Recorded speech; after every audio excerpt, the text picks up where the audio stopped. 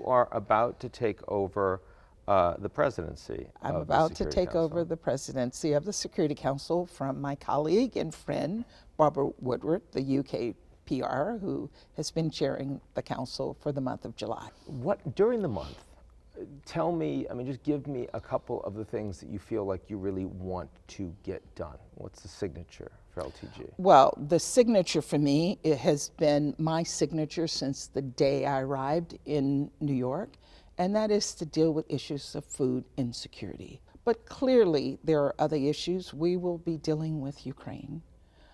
We will be addressing issues of conflict elsewhere in the world. I'm concerned about the situation right now in Sudan. It's not been getting a lot of press, but the fighting continues. The carnage continues. The two generals continue to fight.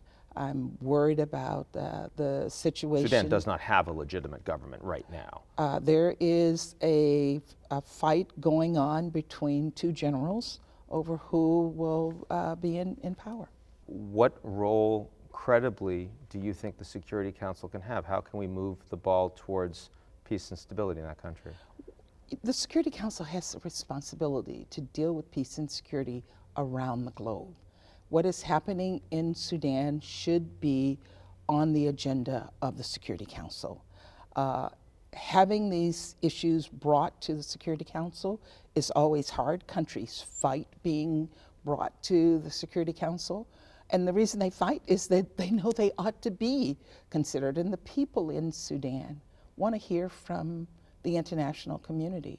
They want to hear from the Security Council that we have not forgotten them, that we care about the human rights violations that are being committed, that we care about the large numbers of women who are being raped, that we care about the thousands of people who've been forced from their homes and forced to cross the border into Chad and other neighboring countries.